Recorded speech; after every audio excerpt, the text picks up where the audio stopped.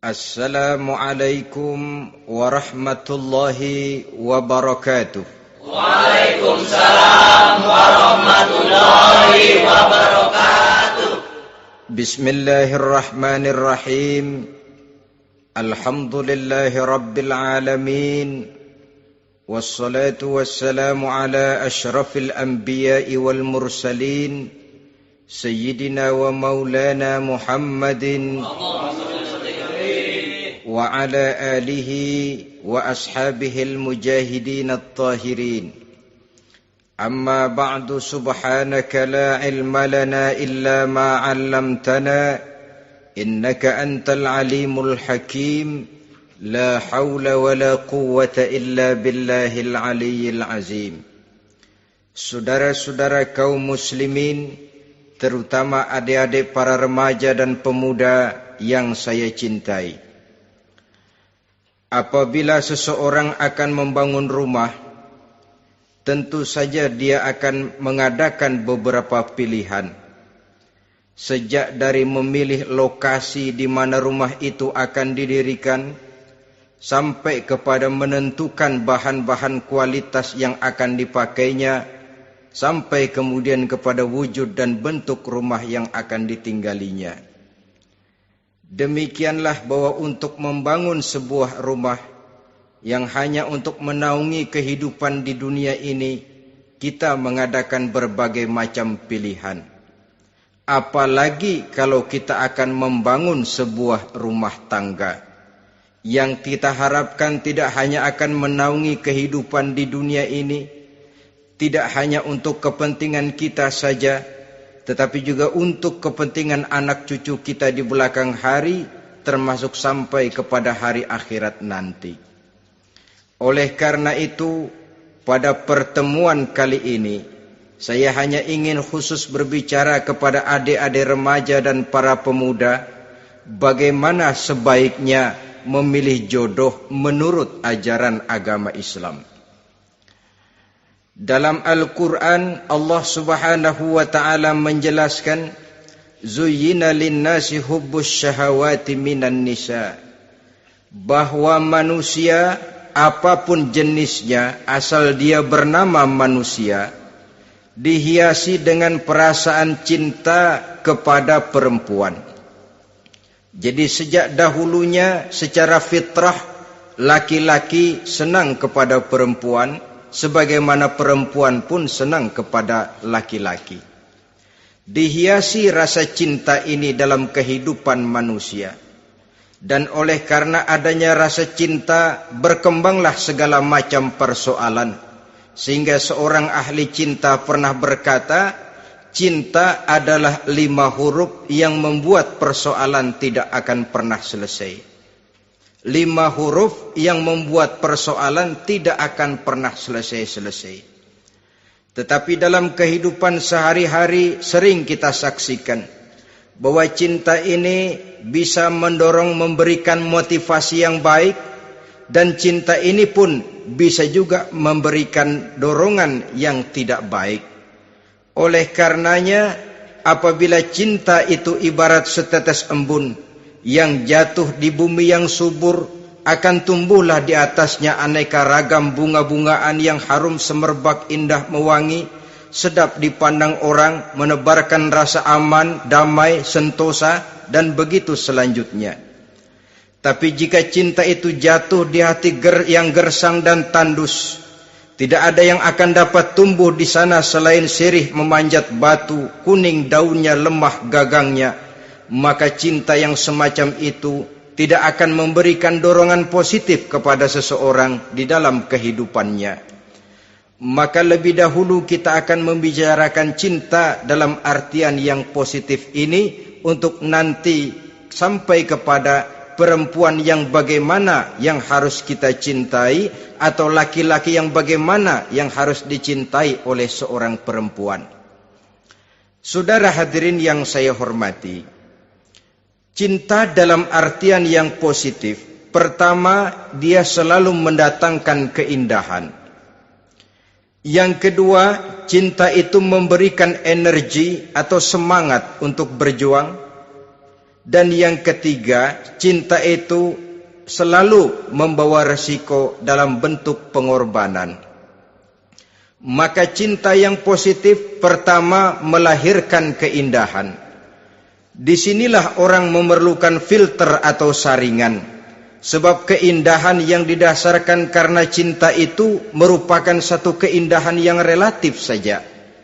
Boleh jadi karena indah orang jadi cinta, boleh juga jadi karena cinta segala sesuatu terasa jadi indah.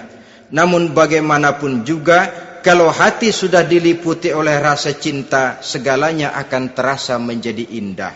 Cinta itu adalah keindahan. Yang kedua, cinta itu energi, melahirkan dorongan dan semangat. Yang lemah bisa menjadi kuat, yang takut bisa menjadi berani, yang jauh jadi terasa dekat. Itu semua karena dorongan cinta. Dan dari energi ini lahirlah yang ketiga, bahwa cinta adalah pengorbanan. Sehingga orang berkata, berani bercinta artinya harus berani berkorban. Takut berkorban, jangan bercinta. Kalau cinta ini kita salurkan kepada nilai-nilai agama umpamanya, yang pertama, cinta mendatangkan keindahan. Kita cinta kepada agama, maka apapun yang diperintahkan oleh agama akan terasa menjadi indah. Solat akan terasa menjadi indah. Puasa terasa menjadi indah. Zakat terasa menjadi indah. Jihad pun akan terasa menjadi indah. Persis kalau kita cinta kepada seorang gadis. Jika kita cinta kepada seorang gadis, apanya saja akan kelihatan menjadi indah. Jalannya terasa indah, lenggang-lenggoknya terasa indah, suaranya merdu padahal cemprengnya bukan main. Seluruhnya akan mendatangkan keindahan karena dasarnya sudah cinta. Cinta membawa kepada keindahan. Yang kedua, cinta itu melahirkan energi. Orang yang cinta kepada agama akan lahir tenaga dan semangatnya melaksanakan ibadah, melaksanakan puasa, melaksanakan zakat, melaksanakan solat, melaksanakan haji, bahkan melaksanakan jihad sekalipun. Cinta selamanya menimbulkan energi dan semangat. Sama saja dengan kita apabila jatuh cinta kepada seorang gadis, walaupun rumahnya jauh, katanya, gunung pun akan kudaki, lautan pun kuseberangi. Untuk apa itu? Untuk menemui apa yang kita cintai. Cinta selamanya melahirkan energi. Capek tidak terasa, lelah tidak terasa, semuanya tertutup oleh keindahan yang bernama cinta. Lalu yang ketiga, cinta membawa pengorbanan. Apabila kita cinta kepada agama, maka pengorbanan terhadap apapun yang diminta oleh agama, baik itu pengorbanan waktu, tenaga, pikiran, harta, bahkan pengorbanan nyawa sekalipun, kita tidak akan berat melaksanakannya karena cinta kita kepada agama yang kita anut ini. Demikian juga cinta kita kepada seorang perempuan akan membuat kita rela berkorban. Apapun yang dia minta, jangankan kita tidak mampu, kita tidak mampu sekalipun, kita masih berusaha untuk mampu guna memenuhi tuntutan si buah hati belahan jantung. Kadang-kadang malam minggu si doi ngajak nonton. Umpamanya duit tidak ada, gajian belum, kerja enggak. Timbullah inisiatif, entah sepatu kita jual ke tukang loa,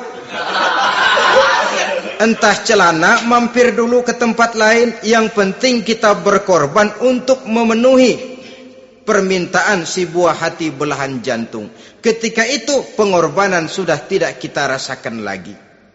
Bahkan pengorbanan yang paling pedih sekalipun, dalam gurau, dalam bercanda misalnya, dicubit kita oleh kekasih kita, pedih bukan main, terkelupas kulit, mengalir darah, bukan nangis, nyengir. malah kadang-kadang minta tambah dicubit lagi. Itulah romantikanya cinta, sanggup membuat orang berkorban, melahirkan energi dan semangat, menambah keindahan dalam kehidupan, sepanjang dia dalam artian yang positif. Kalau demikian masalahnya, di dunia yang penuh dengan perbenturan nilai sekarang ini, orang sering salah jalan bagaimana memilih jodoh untuk membangun rumah tangga yang bahagia. Jangan lupa bahwa membangun rumah tangga ini bukan hanya untuk 1-2 bulan, bukan hanya untuk 1-2 tahun, bahkan bukan cuma untuk kehidupan dunia, lebih daripada itu pun untuk menunjang kebahagiaan di akhirat. Oleh karenanya, memilih jodoh bukan satu hal yang mudah, bukan satu hal yang bisa dilaksanakan sambil lalu, tetapi memerlukan penelitian, memerlukan pengamatan yang mendalam.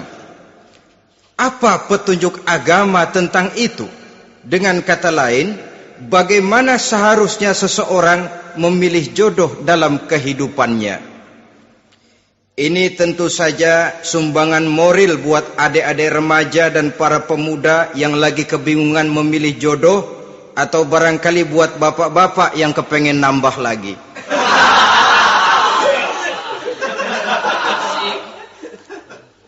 Mohon maaf kepada ibu-ibu, saya tidak menganjurkan, cuma ngajarin. Yang pertama, menurut Nabi, nikahilah perempuan itu karena rupanya, karena hartanya, karena keturunannya, dan karena agamanya. Ada 4 motif utama di sini. Pertama, memilih jodoh, lihatlah rupanya.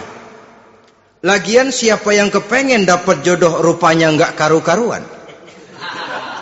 Cari rupa yang cantik, indah, dan menawan.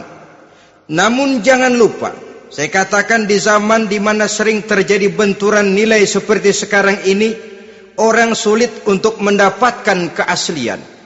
Di mana teknologi sudah sedemikian canggih, di mana ilmu kedokteran sudah sedemikian maju, maka berbagai macam rupa bisa dibentuk dengan apa yang dinamakan operasi plastik misalnya. Yang pesek bisa dibikin mancung, kuping yang kelebaran bisa dibikin sedang, pipi yang kembung sebelah bisa dibikin rata, janggut yang tidak menarik bisa dibikin bak lebah bergantung katanya. Oleh karena itu, kalau pilihan hanya tertuju kepada rupa yang cantik saja semata-mata, kita sudah melakukan satu kesalahan yang sangat besar. Sebab apa?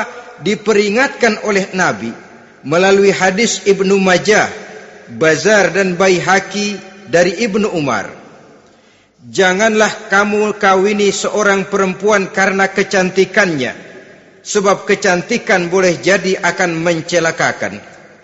Jangan juga kamu kawini perempuan karena hartanya, sebab kekayaan biasanya akan mendatangkan kesombongan. Tetapi kawinilah karena agama dan akhlaknya, karena itulah yang akan membawa kepada kebahagiaan. Saudara-saudara kaum muslimin, terutama adik-adik remaja dan para pemuda, dikala usia puber, apalagi mata baru terbuka, awal balik namanya, remaja sering kehilangan filter. Pokoknya asal ngelihat rupa yang sudah lemot, denok, geboy,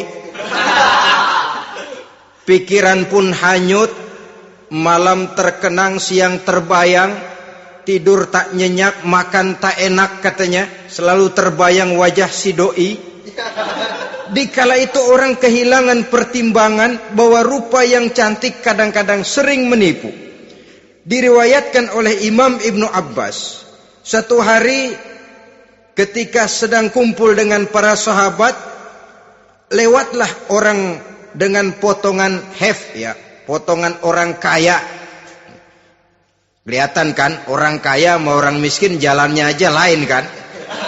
Jalannya saja, jangan gaya hidupnya, jalannya saja lain. Lewat dia, Rasul bertanya kepada seorang sahabat, menurut pendapatmu bagaimana orang yang lewat itu? Kata sahabat, oh, yang lewat ini ya Rasul, kalau dia meminang perempuan pasti diterima. Kalau dia menolong orang pasti berhasil. Kalau dia ngomong pasti didengerin. Kenapa? Orang kaya. Orang kaya ya Rasul. Kalau dia minang, perempuan mana yang kagak bisa menerima kalau dipinang oleh orang kaya? Biar mukanya udah belipet kayak dompet tanggung bulan. Kalau memang duitnya banyak, nggak kelihatan tuh muka yang belipet, yang kelihatan duit. Kalau dia nolong orang, pasti berhasil apa yang dia tolong itu. Kalau dia ngomong, pasti didengerin orang, walaupun omongannya biasa-biasa saja. Kenapa? Orang lihat penampilannya. Sudah, ketika orang itu lewat, beberapa lama kemudian lewat lagi seseorang yang kelihatannya miskin. Rasul tanya lagi, kalau orang ini bagaimana pendapat kamu? Wah, potongan begini sih Rasul. Kalau dia minang, orang tolak. Siapa yang mau kawin sama kere begini? Kalau dia nolong orang, pasti nggak berhasil. Kalau dia ngomong, kagak bakalan ada yang mau dengerin. Siapa yang mau dengerin orang susah ngomong? Setelah orang itu lewat, apa kata Rasul? Orang yang terakhir, yang lewat ini, yang barusan lewat, jauh lebih baik dari yang pertama yang lewat tadi. Jauh lebih baik. Maksud dari ucapan ini, Rasul sebenarnya mendidik para sahabat jangan tertipu oleh penampilan. Sebab penampilan tidak selamanya mencerminkan keaslian. Apalagi di zaman sekarang, salon di mana-mana bejibun. Alis mata bisa dibikin, pipi bisa dicat. Yang pinggir kuning, yang tengah merah, di sebelah merah ada yang kehitam-hitaman, persis orang kepentok tiang listrik.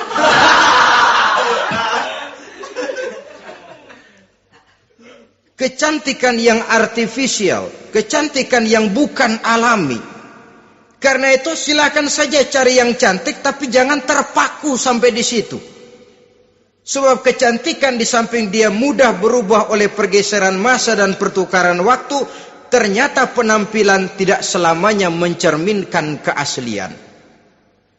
Lain hari seorang sahabat pernah mengadu, "Ya Rasul, ada apa? Inna imraati la turaddu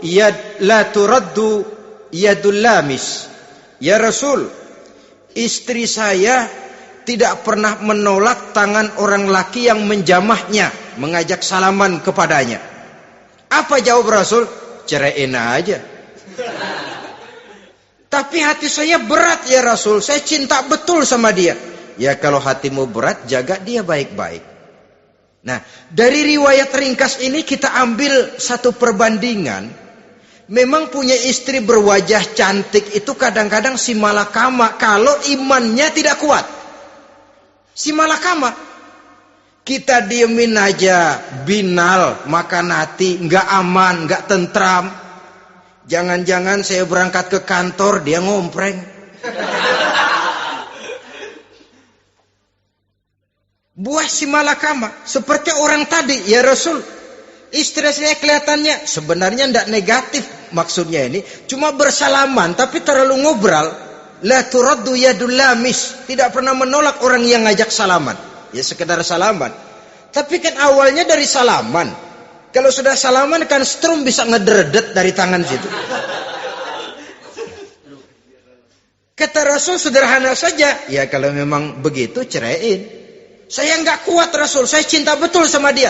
Kalau kau tak kuat berpisah dengan dia, jagalah dia baik-baik. Ajar, didik, tanamkan rasa keagamaan di dalam hatinya. Saudara-saudara kaum muslimin, jadi rupa yang cantik tanpa didasari oleh nilai-nilai agama akan membuat seorang suami di rumah tangganya seperti si malakama. Seperti berhadapan dengan buah si malakama kalau tidak diiringi dengan nilai-nilai moral yang luhur dan bekal agama yang tangguh. akan pergi jauh dari rumah rasanya tidak aman.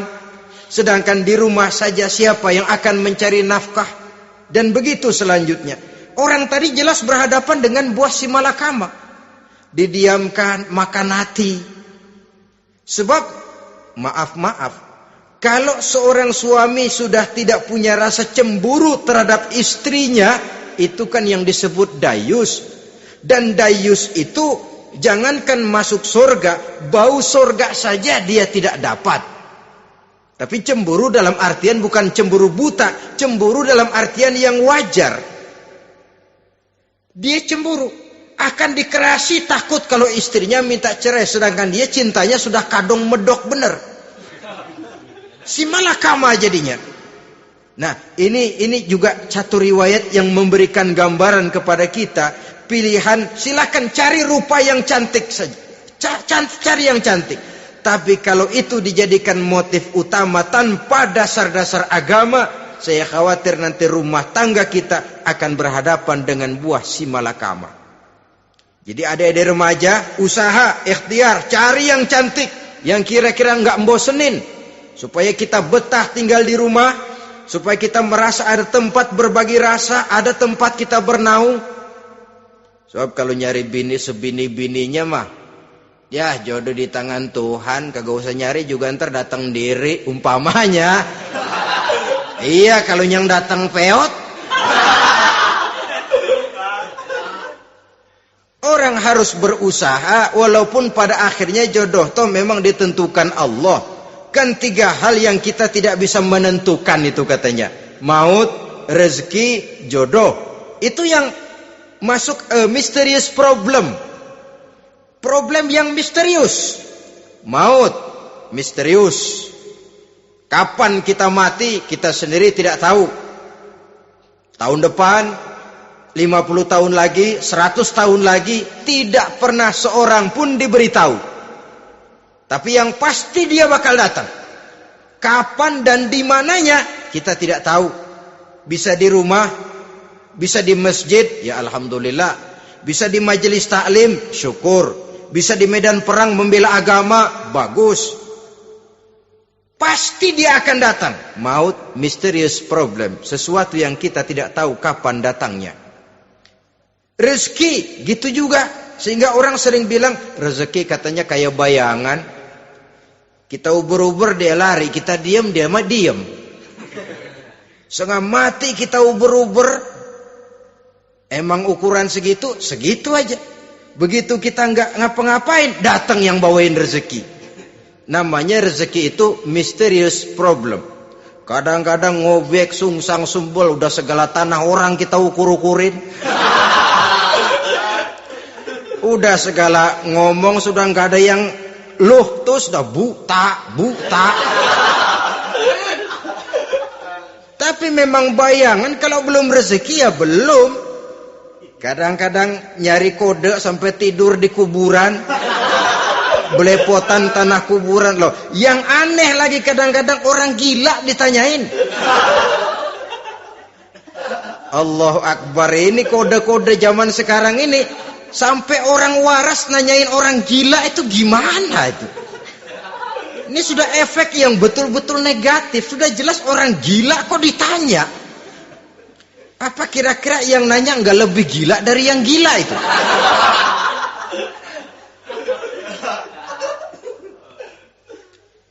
Saudara-saudara kaum muslimin, terutama adik-adik remaja dan para pemuda, jadi silakan saja cari rupa yang cantik, karena dia akan jadi tautan hati, buah hati belahan jantung, tempat kita berbagi rasa, tempat kita pulang dan tinggal di rumah tangga kita.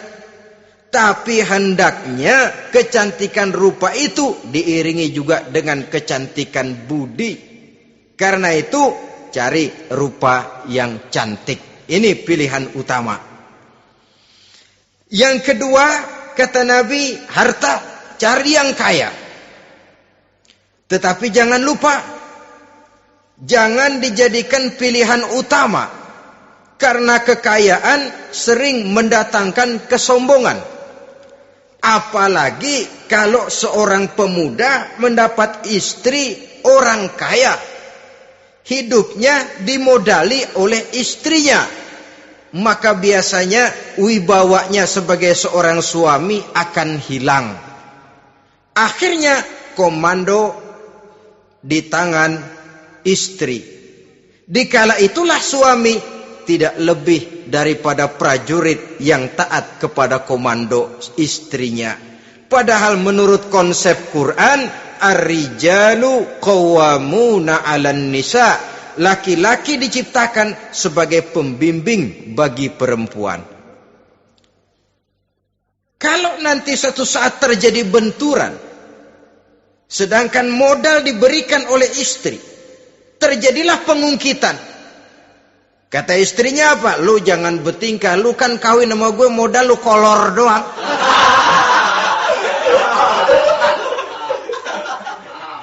Kalau sekarang bertingkah silakan keluar rumah. Bawa seperti engkau datang dulu, jangan bawa apa-apa. Pergilah seperti engkau datang dulu kemari. Hilanglah wibawa seorang suami. Suami kalau udah digentak sama istri begitu, ngelempuruk kayak ayam sampar. Di mana lagi letak wibawanya? Harta sering mendatangkan kesombongan. Oleh karena itu, walaupun diperintahkan cari yang keturunan orang kaya, tapi maksudnya jangan dompleng. Sebab kepribadian seorang suami akan ditentukan oleh sifatnya sendiri. Keberadaannya ditentukan oleh karya dan perbuatannya sendiri. Itulah yang akan menampilkan kepribadian dia dalam kehidupan di masyarakat ini. Saudara-saudara kaum muslimin, terutama adik-adik remaja dan para pemuda. Kan kadang-kadang di zaman sekarang kan kelas-kelas gigolo, playboy ya, nyari tante-tante kesepian, mejeng-mejeng di pinggir-pinggir jalan dengan harapan apa? Ya barter lah, tukar tambah, nah, supaya dapat rokok, dibelikan pakaian, motor dan sebagainya. Tapi yang jelas hilang harga diri sebagai laki-laki, dan itu yang paling mahal. Kalau seorang laki-laki sudah kehilangan harga diri, apalagi yang bisa dibanggakan dalam kehidupan ini? Apa artinya naik mobil kalau kepala tertunduk ke bawah? Apa artinya jalan di tengah masyarakat kalau kita tidak bisa menengadah dengan satu kebanggaan? Hilangnya harga diri merupakan kehancuran awal dari sebuah pribadi yang untuk jangka panjang kita tidak akan bisa lagi berbuat banyak. Tanpa harta orang memang sulit untuk bahagia, tapi harta semata-mata bukan merupakan jaminan bahwa orang lantas akan bahagia. Saya barangkali harus berkata, banyak orang miskin yang kaya, tapi tidak sedikit orang kaya yang miskin. Saya ulangi ini, banyak orang miskin yang kaya, tetapi tidak sedikit orang kaya yang miskin. Nah, bagaimana pengertiannya? Orang miskin yang kaya, materinya sederhana, peralatan rumah tangganya sederhana, tapi hatinya kaya. Oleh karena hatinya kaya, jiwanya lapang. Sebaliknya, orang kaya yang miskin, di tengah kelimpahan materi yang berlimpah, segalanya serba ada, hatinya yang miskin. Kelimpahan materi tidak akan sanggup mengobati kemiskinan hatinya. Sehingga di tengah kehidupan yang serba ada, dia masih merasa kurang, maka dia tidak pernah cukup. Di tengah kemilauan dan gemerlapan serta glamornya rumah mewah, dia merasa hidup di tengah gurun pasir yang gersang dan tandus. Karena itu, biarlah miskin harta tapi kaya budi, daripada kaya harta tapi miskin budi. Lebih utama lagi, kaya harta, kaya budi. Itu idealnya. Dasar pilihan ketiga sesudah rupa dan harta menurut Nabi, keluarga. Faktor keturunan sangat menentukan. Pepatah mengatakan buah apel akan jatuh tidak terlalu jauh dari pohonnya. Biasanya kalau bapak kalong, anak kampret. Bapak nyolong, anak nyopet. Itu fotokopi. Saudara-saudara, sungguh pun demikian, faktor keluarga bukan merupakan yang paling dominan, karena segalanya memang bergantung kepada hidayah dari Allah Subhanahu wa ta'ala. Kalau hidayah datang, bisa saja anak maling bisa jadi kiai. Kalau hidayah datang, bisa saja anak nabi malah ikut bersama orang-orang kafir. Pada akhirnya orang mau besar atau tidak bukan dengan jalan menyempeng kepada keturunan orang lain, tapi ditentukan oleh kepribadian dirinya sendiri. Tidak bisa kita menjadi besar dengan menyebut kebesaran orang lain. Itu sebabnya dicontohkan oleh Imam Ali pada saat beliau berkata, "Laisal fata may yaqulu kana abi, walakinnal fata may yaquluha anadha."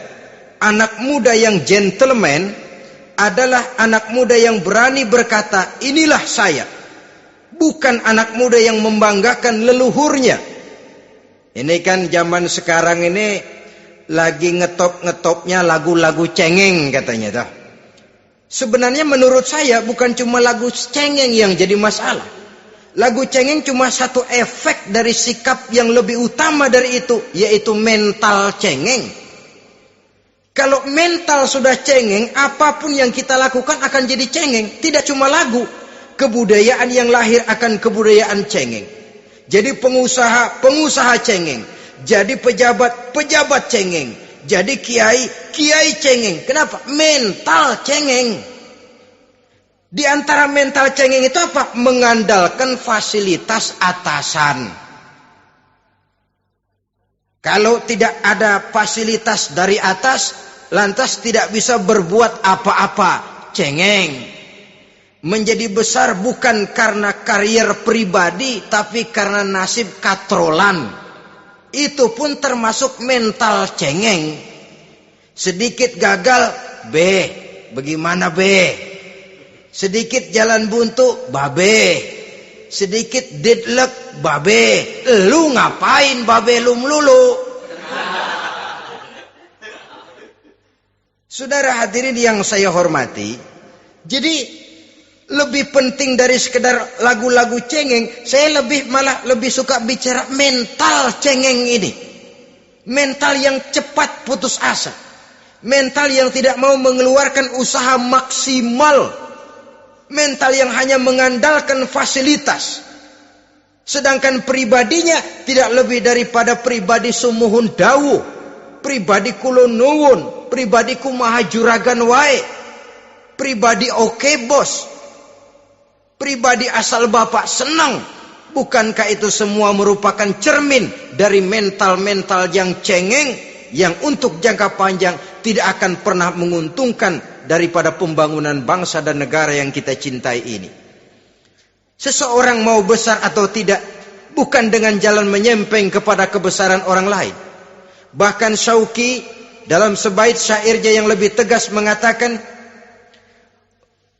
"Wa syarrun nasi zu khumulin iza fakhartahum zakarul jaduda. Wa syarrun nasi wa khairun nasi zu syarafin qadimin aqama li nafsihi syarafan jadida." Generasi yang paling jelek adalah generasi pemalas. Kalau kelihatan orang lain lebih hebat dari dia, disebut-sebutnya kebesaran nenek moyangnya. Dia sendiri nggak punya prestasi apa-apa. Kerjanya cuma ngandeli kerjanya cuma menggelayuti fasilitas orang tuanya. Tanpa itu dia tidak akan punya nilai dan harga sama sekali. Ini generasi paling jelek. Kalau orang lain kelihatan lebih hebat, dia sebut nenek moyangnya. Lo sih belum apa-apa, lo baru kopral lo. Engkong gua no, komandan Hansip.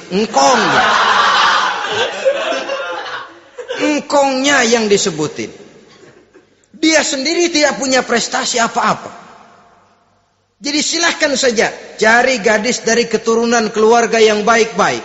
Tapi jangan jadikan tendensi utama, jangan dengan niat untuk menyempeng kepada kebesarannya. Tapi paling tidak dengan niat agar mudah-mudahan dari benih yang baik ini akan lahir keturunan-keturunan yang baik pada akhirnya nanti. Itu yang kita harapkan. Bukan lalu dengan pertimbangan, mertua gue bos nih, kali aja begitu gue kawin dia mampus. Ini semua warisan kan jatuh kemari semua. Kalau itu niatnya sudah jelas salah. Kita mencari perempuan dengan keturunan-keturunan yang baik dengan berharap agar anak-anak kita nanti yang akan merupakan benih cucunya akan melahirkan kebaikan-kebaikan seperti leluhurnya dulu. Saudara, pilihan yang keempat kata Nabi, agama. Ini yang paling inti. Kenapa? Agama itu motivasinya moral. Di sini segalanya ditentukan. Rupa yang baik, harta yang banyak, keluarga yang luhur. Kalau sudah dilandasi oleh agama yang rapuh, bahkan tidak beragama sama sekali, ketiga hal di atas tadi hanya akan mendatangkan malapetaka. Sekarang kan kita tertipu oleh penampilan. Padahal penampilan belum tentu kenyataan. Di jalan-jalan kita akan lebih terpesona melihat gadis pakai miniskirt di atas lutut ketimbang kita melihat gadis-gadis yang pakai jilbab. Kalau sudah pakai jilbab keliwat, yang usil banyak banget, bau sorga nih. Bau sorga katanya. Tapi kalau sudah yang pakai miniskirt itu yang lewat, itu dari ujung ke ujung mata kagak mau kedip. Laler nemplok di mata kagak dirasain. Kita terpesona oleh penampilan zahir, padahal penampilan belum tentu memantulkan hal yang sebenarnya. Tapi memang itulah watak manusia. Watak manusia, saya katakan manusia tanpa kecuali. Tetapi bergantung kepada pemikiran jangka pendek atau jangka panjang. Kalau jangka panjang yang kita pikirkan, ya tentu kita tidak akan mudah terpesona oleh hal yang zahir.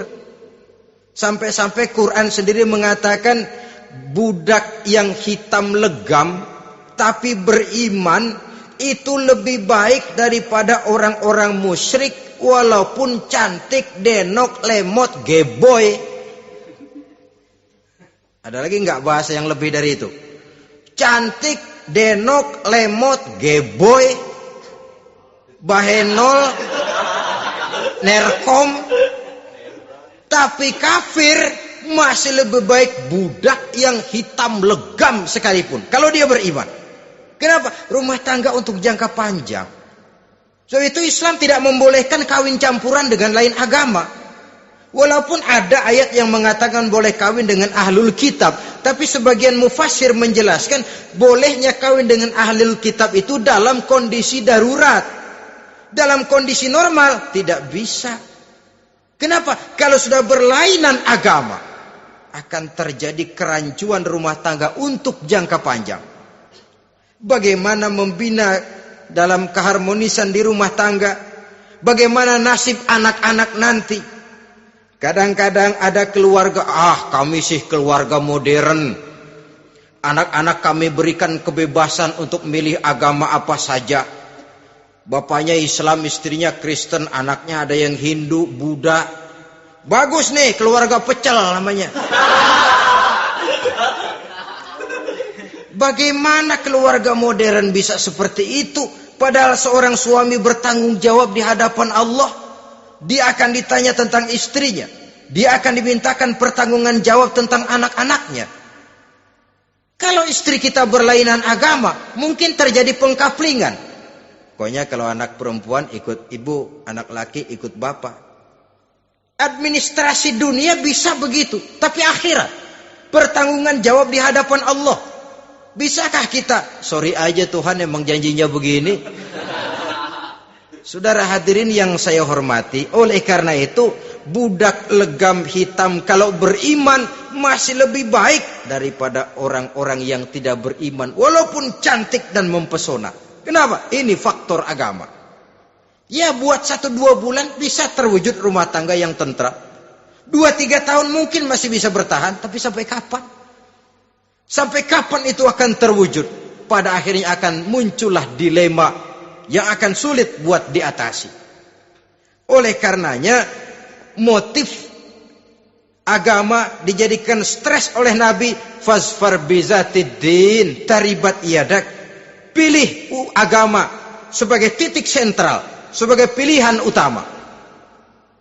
Kalau agamanya kuat, walaupun rupanya sederhana, tapi karena nilai agamanya kuat, dia bisa menyenangkan hati suaminya. Dia bersolek untuk kepentingan suaminya. Dia taat kepada suaminya. Harta, dia anak orang kaya untuk membantu perjuangan suaminya.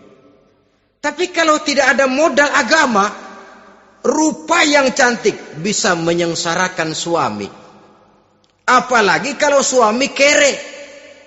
Istrinya sudah cantik, kaya ataupun tidak kaya kadang-kadang. Udah, suaminya suruh ngempuk di rumah, bininya yang kerja.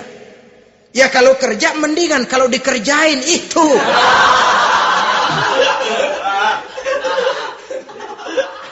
Itu yang repot. Saudara hadirin yang saya hormati, dan ini bukan 1-2 kasus. Alangkah malangnya kalau sudah terkena hal seperti itu. Akhirnya seperti pengaduan sahabat kepada Rasul tadi. Mau diceraiin, cinta saya udah medok benar Rasul. Enggak diceraiin, hati saya ngebet, pegel. Si malakama akhirnya. Jadi oleh karenanya agama. Kalau dia cantik, walaupun miskin, agamanya kuat, dia bisa memelihara kehormatan diri. Dia kaya, agamanya kuat, hartanya disalurkan di jalan Allah. Karena itu agama jadikan pilihan utama. Dan ukuran agama itu bukan cuma jilbab loh. Ya kadang-kadang ada juga yang jilbabnya nggak pernah lepas, tapi kadang-kadang akhlaknya lebih binal dari yang kribo. Ada cuma sekedar kamuflase saja, itu pun penampilan. Sekedar penampilan saja. Cuma dari segi aurat ya memang lebih baik dan lebih utama. Dan saya kira lebih mengundang penasaran toh. Duren kalau udah dibuka kan kelihatan isinya. Emang udah begitu. Udah. Tapi kalau masih rapat, itu yang rasanya kita pengen buka. Timbul tantangan. Gue pengen tahu isinya. Rasanya juga begitu. Sama saja dengan baju. Kalau dibungkus rapat di plastik, ditaruh di etalase, adanya di toko serba ada. Tahu kita barang mahal nih. Biar punya duit, kita mau nawar ragu-ragu, takut nggak cukup. Tapi kalau barang sudah dibuka di jalanan, diobral di pinggir jalan, murahan, 1.003 masih dicampur odol. Yang begitu sih biar nggak punya duit, kita berani banget tanya, nawar, megang lagi nyemek. Berat duit nih bang. Kenapa? Barang sudah terbuka. Jadi saudara-saudara, syukur kalau keempat-empatnya ini jodoh terkumpul dalam jodoh yang saudara cari. Sudah rupanya cantik, kaya, keturunan orang baik-baik, agamanya kuat. Nah, surga dunia tuh. Yang begitu cari. Kalau ada yang begitu, saya juga mau nambahin satu lagi.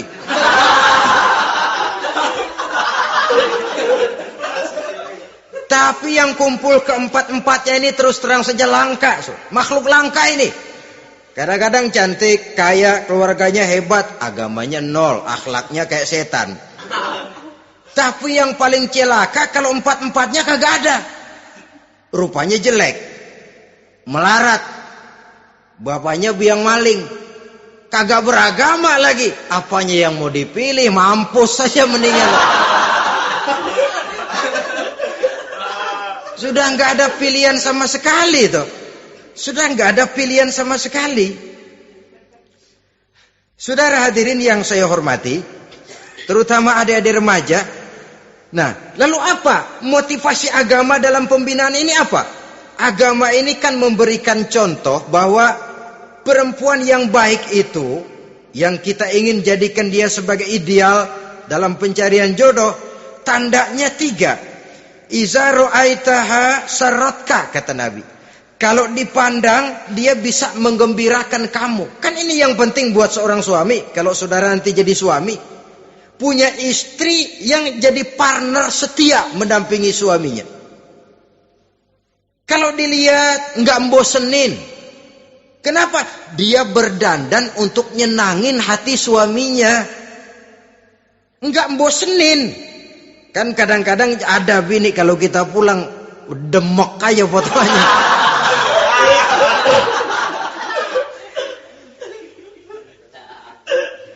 Ini yang bikin suami nggak betah di rumah ini kan yang begini. Adapun perempuan yang beragama, apabila dipandang oleh suaminya, dia pandai menyenangkan hati suaminya. Andai kata suaminya dalam kesulitan, dia tidak menambah beban kesulitan. Paling tidak dia bisa memberikan satu bantuan moral. Bantuan moral untuk mengurangi beban kesulitan daripada suaminya. Suami pulang dagang rugi, kata istrinya, romantika bang. Sekali-sekali lah, masa selamanya dagang mau untung. Besok siapa tahu untung lebih besar. Kan meringankan toh. Kadang-kadang enggak, suami pulang dagang dari pasar panas, rugi. Sampai rumah bini pidato. Pletar-pletor. Lu dagang rugi, emang lu laki goblok.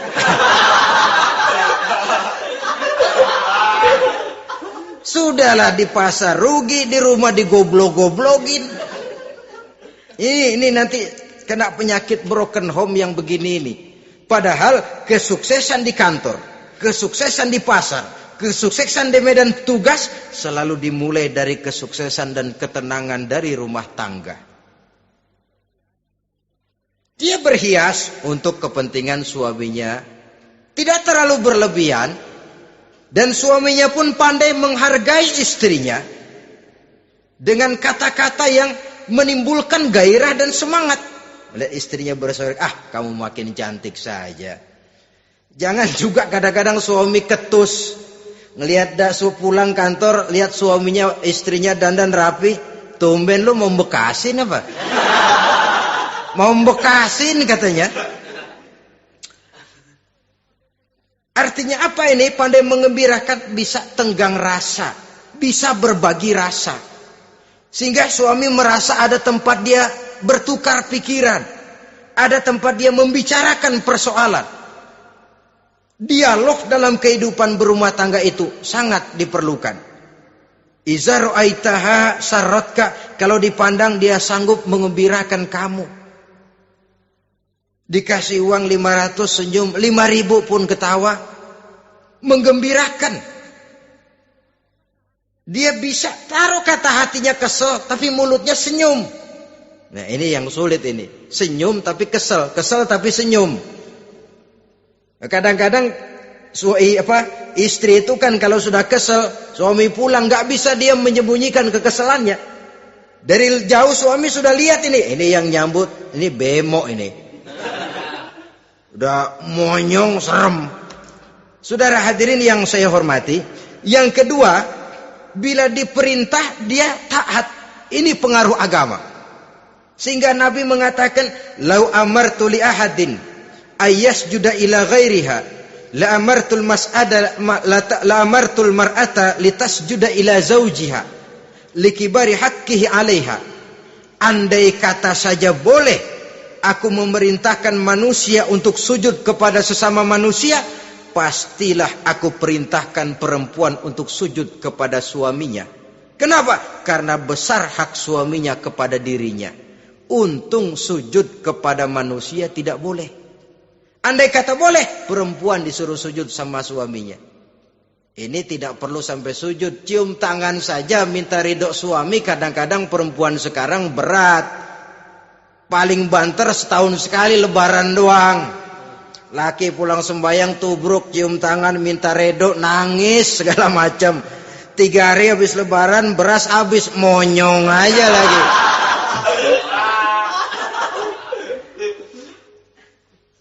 Saudara hadirin yang saya hormati, yang ketiga, akibat pengaruh agama, dia sanggup memelihara kehormatan diri dan sanggup menjaga harta suaminya. Memelihara kehormatan diri baik pada saat suaminya di rumah atau pada saat suaminya tidak ada di rumah. Satu riwayat, Seorang sahabat akan pergi perang jihad di fi sabilillah. Ketika mau berangkat dia bilang kepada istrinya, saya mau berangkat perang. Kalau saya belum pulang kamu jangan keluar rumah. Baik bang. Pergi istrinya, pergi suaminya jihad. 1 minggu, 2 minggu berlalu, belum juga pulang. Satu hari datang utusan dari rumah orang tua si istri ini. Assalamualaikum bu. Waalaikumsalam. Ada apa? Ada berita kurang enak bu. Orang tua ibu sakit parah. Mohon tolong ditengokin. Apa kata si istri? Maaf saja, suami saya belum pulang dari medan perang. Saya belum dapat izin keluar rumah kalau dia belum pulang. Tolong sampaikan maaf saya kepada orang tuanya. Pulanglah utusan tadi. Besok balik lagi. Bu, ada apa? Udah Senin Kemis. Napasnya sudah sampai tenggorokan. Tolong tengokin buat terakhir kalinya bu.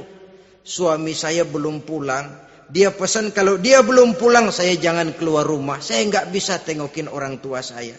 Salam maaf saja. Pulang utusan itu.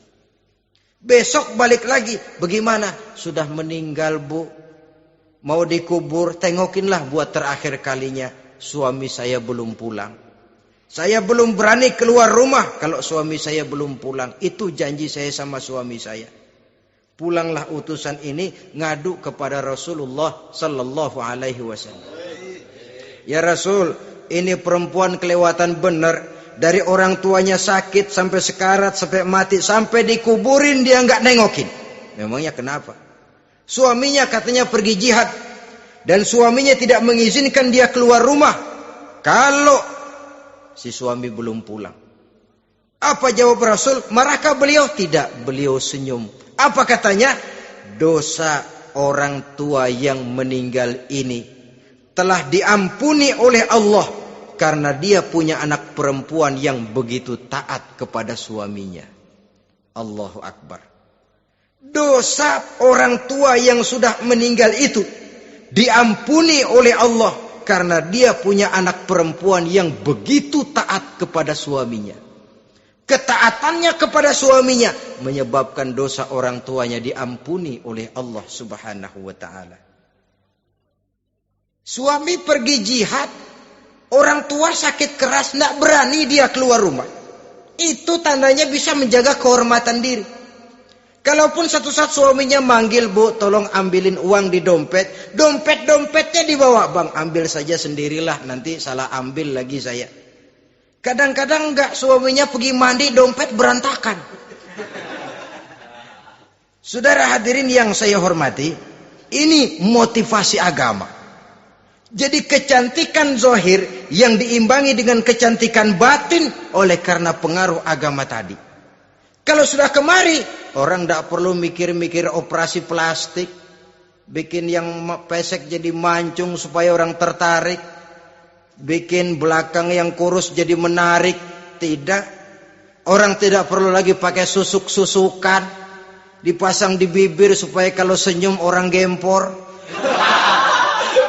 supaya kalau ngomong orang percaya, dipakai di kuping supaya macam-macam. Tidak perlu lagi pakai jampa-jampe, pelet-peletan supaya kalau diludahin orang ngikut. Enggak perlu lagi. Kenapa? Cinta itu nature, sesuatu yang alamiah, yang tidak bisa dipaksakan. Dia kudrati, karunia dari Allah. Tidak bisa cinta dipaksakan. Kalaupun bisa, dengan ilmu pelet, oh saudara bisa membuat orang jatuh cinta, ya 2-3 hari, 4-50 hari. Kesananya, apa yang akan terjadi? Kelanggengan tidak akan pernah terwujudkan. Kenapa? Keterpaksaan yang akan timbul. Dalam kondisi semacam itu, rumah tangga tidak akan mengalami ketenangan dan ketentraman. Jadi biarkan cinta berjalan secara alamiah, karena dia memang alamiah. Saudara-saudara, nah sekarang kalau sudah ketemu nih, yang 4 tadi, rupa cantik, keturunan boleh, kaya lumayan, agama kuat. Apa yang harus kita cari? Apa yang harus kita lakukan? Apa pakai pepatah anak sekarang? Aku lihat aku pikat, aku dapat, aku sikat, aku minggat. Bangsat.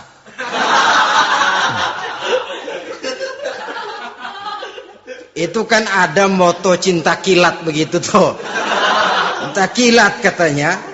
Aku lihat, aku pikat, aku dapat, aku sikat, aku minggat. Bangsat.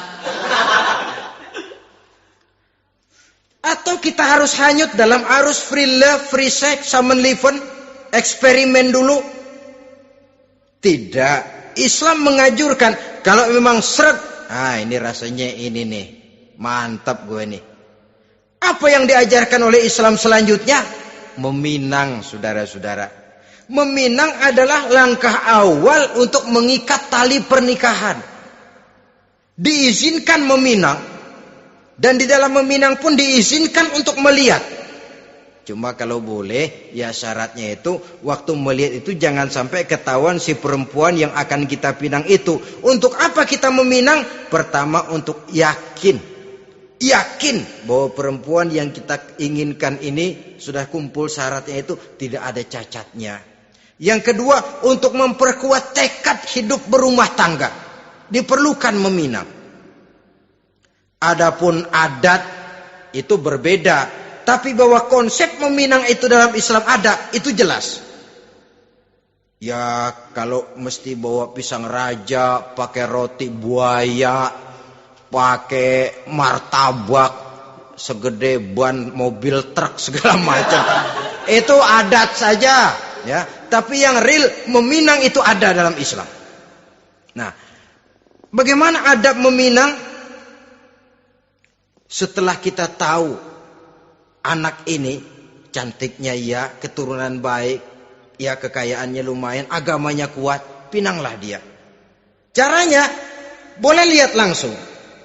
Lihat langsung kalau bisa tanpa setahu si perempuan. Dan batas yang boleh dilihat itu muka dan tangan. Itu saja. Jadi jangan gerusak. Minta permisi Pak, saya mau ngelihat anak bapak seutuhnya. Soalnya buat saya ini nanti. Apanya aja dibedolin, jangan. Kira-kira yang boleh itu muka sama tangan. Andai kata kita risih, sebab nanti kalau nggak jadi akan jadi timbul rasa malu dan si perempuan juga kasihan. Boleh mengutus perempuan yang kita percaya. Coba kau ke sana, lihat kondisinya yang sebenarnya bagaimana. Kalau ngelihat dari jauh sih utuh, siapa tahu nanti tangannya kurang sebelah. Coba lihat sana. Saudara-saudara, kemudian boleh juga ditanyakan kepada orang tuanya. Dan dalam hal ini orang tua si gadis tidak boleh menyembunyikan aib atau cacat yang dimiliki oleh anaknya. Dia harus menceritakan apa adanya, sampai pun kekurangan anaknya yang paling kecil sekalipun. Sebab apa? Jangan sampai istilah pepatah beli kucing dalam karung. Kedengeran suaranya doang meong-meong, begitu dibuka tuh kucing gempor sebelah kakinya nggak ada. Kan tentu kita tidak kepengen kecewa di belakang hari. Itulah perlunya meminang sebagai jembatan untuk menuju kepada pernikahan. Nah, dengan demikian kalau sudah usaha meminang ini dilaksanakan, jangan merasa sudah setengah resmi. Ini yang kadang-kadang jadi penyakit. Malah sesudah meminang harus masing-masing lebih menjaga diri, menjaga kehormatan, menjaga pergaulan. Kenapa? Agar saat memasuki jenjang pernikahan nanti merupakan jenjang yang sangat ditunggu-tunggu. Ada rasa keinginan tahu. Kalau tidak, ya udah biasa, nggak giroh lagi ngadepin perkawinan. Kenapa? Kemarin-kemarin gue udah cobain. Hilang gairah lagi.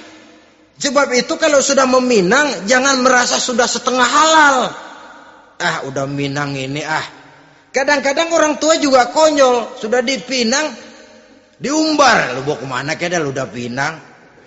Padahal meminang itu cuma langkah awal. Sedangkan selanjutnya harus lebih berusaha menjaga kehormatan diri. Sampai pada saat nanti pelaksanaan pernikahan.